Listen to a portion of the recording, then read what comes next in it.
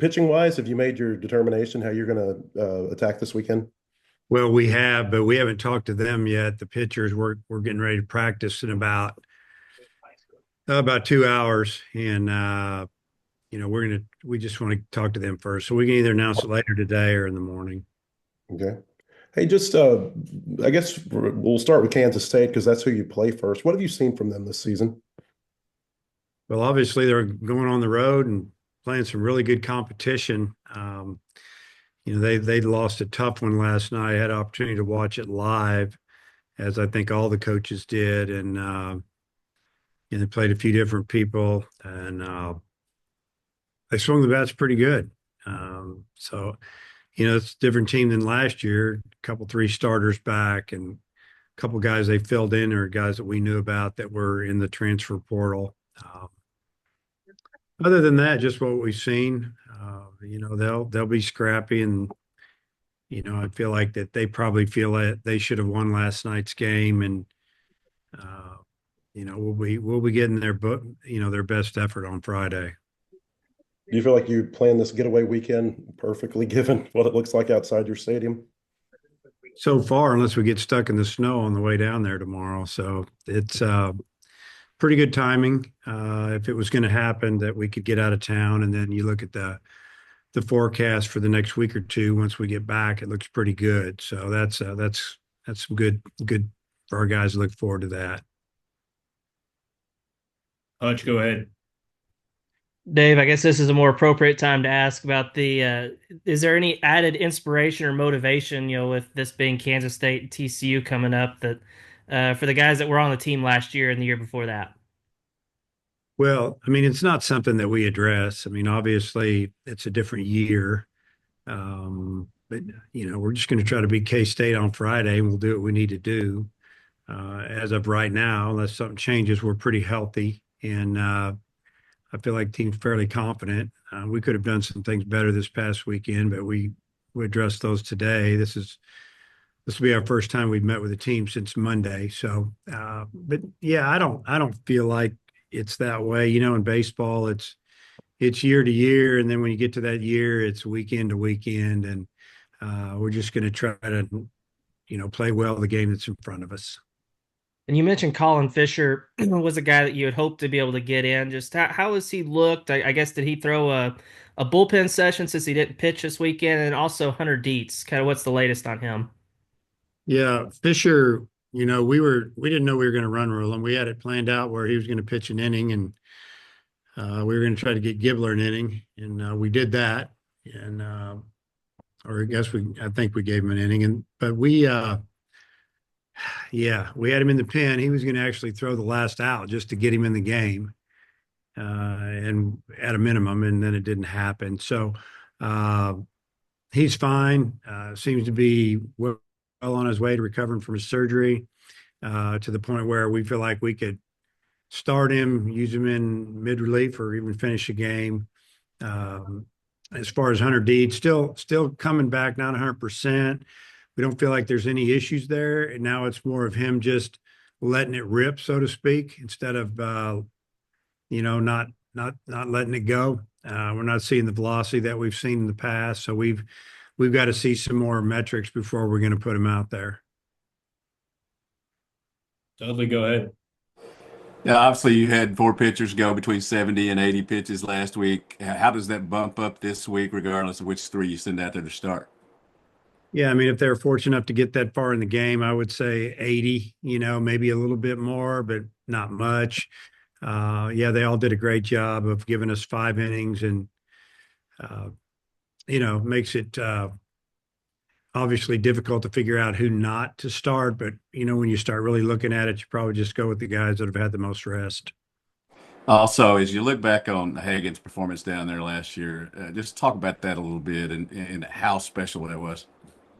Yeah, it was set up pretty good with him not having a good opening day outing up here in the cold and the wind. And, I've said this many a time, looking back, we should never have played that game on that Friday in those temperatures and the wind. And, but we did, and didn't go great for him. Short outing. Oregon State, really good team. indoors in his home state. It just all added up to him being electric, and he was. It'll be something that it'd be hard to duplicate that. I think he would have 18 strikeouts or 17, 18 strikeouts, and whatever innings that added up to. It was just an amazing performance. Just really fun to watch. Appreciate it. Jackson. Yeah, Dave, just another injury question.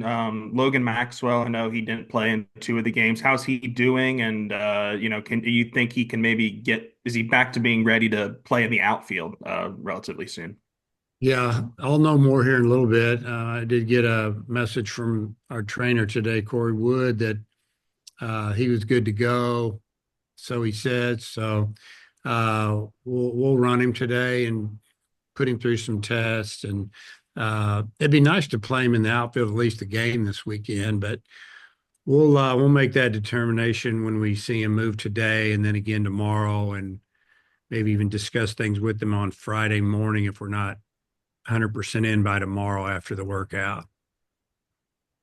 Gotcha. 2 guys that struggled at the plate this weekend, Rocco and Nolan, and they had really good springs and, falls when, before Rocco got the injury. I mean, how do you kind of address when a guy has a really good preseason, it doesn't quite come the first weekend? I mean, is there a lot of talking about it, or do you try and just let them do their thing and not panic at all yet?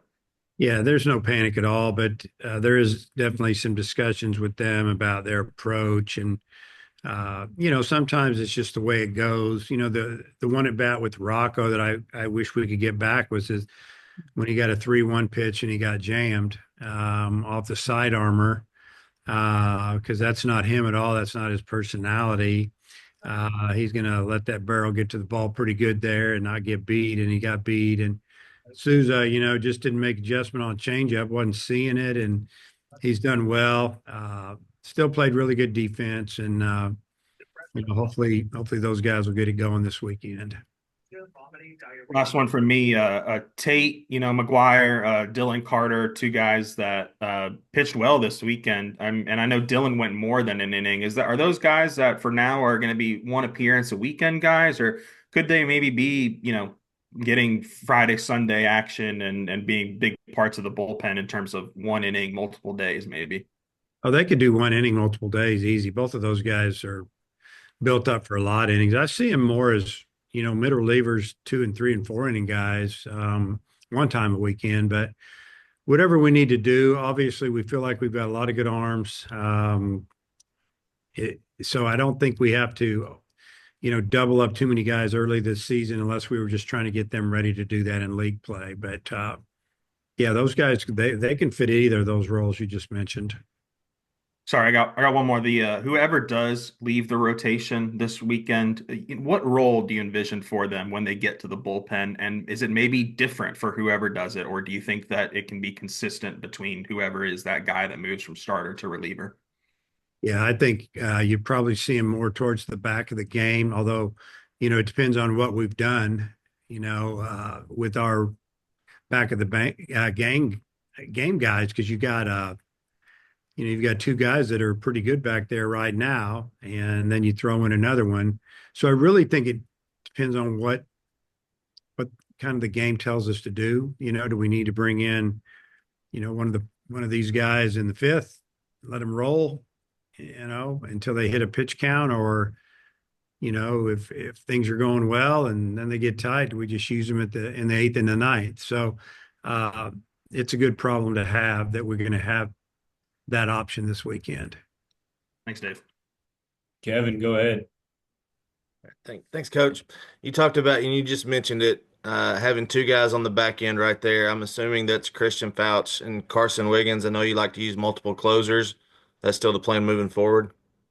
Yeah, that'd be what I see so far. And you think about Wiggins the other day. I read something that said he threw 13 strikes out of 20 pitches, and they were all fastballs. But forgot to mention the 2 breaking balls that were strikes in the box that the umpire missed, and one of them would have ended the game. I think he just fooled him because it was nasty. And you guys could probably see it from up there. They were strikes, and it wasn't like they were just on the edge. So He's got a secondary pitch, can get you off that 99-mile-an-hour fastball, and you have to respect it because it's a good one. So, we're excited that, he came in and showed a little bit of that and did it in a real game, and you'll see him again this weekend. Thanks, Coach. Matt, back to you.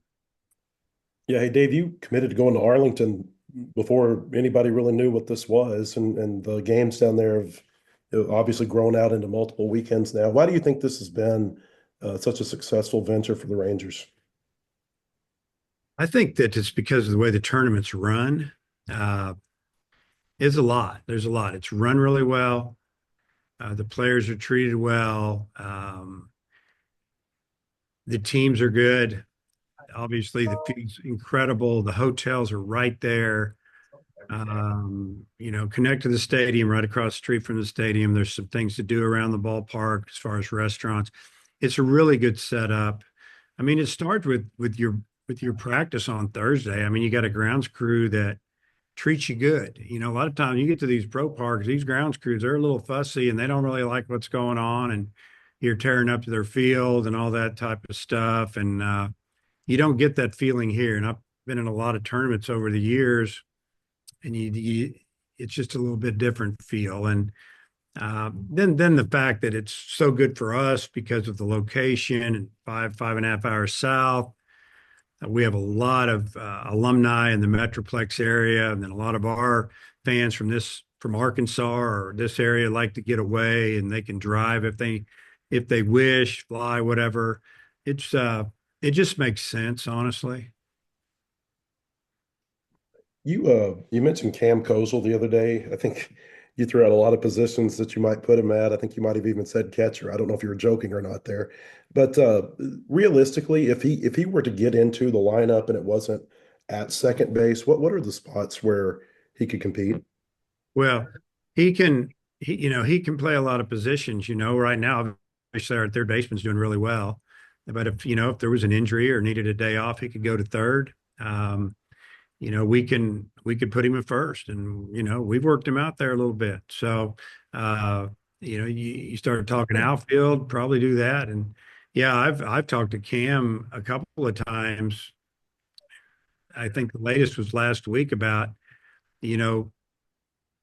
catching, that something he might want to try because he's a left-handed hitter and he's very strong and physical. You saw what happened when the big boy ran into him the other day. It didn't even phase him. And it's you never know. We've had some infielders here that have become catchers and did a pretty good job. And obviously Tom Pagnozzi's the first one you mentioned, and then Jimmy Kramer's a long time ago in like 1985 was a third baseman out of Little Rock and hit left-handed, and there was things going on there, put him behind the plate. He made it to the big leagues as a catcher. And so, you never know, just looking at body styles and attitude and their makeup and toughness, and you can see a little bit of traits of a catcher and, whatever, but he's a good ball player and he cares about the team, wants the team to win. Even when he's not playing, he's standing right up there getting after it and cheering his teammates on. And I really appreciate that. Hey, and I got one more for you on Arlington. When you played TCU down there 2 years ago, there were 21,000 people in the stands. And last year, I think when you played Oklahoma State, there were 17, 18,000. These are huge crowds, some of the biggest outside of Omaha every year. Does it ever get old playing in front of that? And what's that experience like for the kids or the guys who have not played in there before? Yeah, I don't think it'll ever get old. I mean, that's pretty exciting when you think about it. First couple of weeks of the season, you get to play in front of 15,000 plus, maybe 20,000 plus. And, it's something I think the players really enjoy. It gives them an opportunity to hear it, see it, just get the feel of what it's like to be in that type of atmosphere that's not your home park. And I think the experience that you gain from that, I don't see how it could not help you down the road. Levi, go ahead. Coach, with the talent that you'll be facing from these squads from TCU, K-State, and Michigan, how does this talent compare to what you'll see later on in SEC play? Well, I'll probably be able to talk about that more on Monday or next week, but just on paper and you see what's going on, you have two of the teams, I mean, they've all gone on the road, but two of the teams are 4-0 on the road, which is really impressive. So that tells you something there about the talent. And you start with Michigan, I mean, they really hit the ball, scored a lot of runs this weekend, did a great job. They fielded it as well. They only made a couple errors, and TCU does what they do. They find ways to win. They'll hit, they'll field, they pitch, and K-State coming out of the cold like they did and heading down to I think South Carolina or way down south, playing some really good teams. Probably the team that's going to obviously the most frustrated coming in, and they're going to give a great effort. And I know Pete Hughes, their coach, pretty well, and you follow his track record. Especially after that loss last night, because it felt like it was a game that they feel like they should have won. And watching it, that's what I saw. I think the competition is going to be great. And, comparing it to the rest of the league is hard to say. But it's definitely, to me, no knock on Washington State. They had a lot of new guys. They traveled, they've been outside. They had a solid team. They really didn't walk us till the last day. They walked us the last inning of the first game, and then they walked us on Monday. Other than that, they threw a lot of strikes and played pretty good. But this is going to be a step up in competition for us. Thank you, Coach. Hutch, go ahead. Yeah, Dave, you brought up the play where Kojal basically drew the runner's interference. So just kind of curious, what was your perspective? What did you think of that play that he kind of instigated? Well, it's his baseline. A lot of guys would have stopped and let that ball come to them. If he does that, the runner's safe at first and the runner's safe at second. So they got 2 on and no outs. He saw the right-handed hitter was going to try to push it past our lefty, started coming in. And, we've talked to our second basemen about it. That is your baseline, and you just go attack the ball. The runner has to get around you. And obviously he just stuck his nose right in there and kept going for the ball, and it worked out for us. I thought it was a really, really headsy baseball play. And along those lines, just kind of how would you assess your defense as a whole? I think you fielded 985. Just how did you feel this past weekend? Well, we'll start with the outfield. I thought outfield play was pretty average, and they know that. There were some balls that there was some miscommunication. There was some. I felt like a couple of times we needed to be more aggressive and just take control of the ball, and we're going to get that worked out today. And then, on the defensive side, infield wise, I felt like that there was probably maybe one double play more that should have been turned, just with a little more urgency. There was maybe another one that there wasn't a grip on the ball as much on the turn. But the third base play was outstanding, short, same way.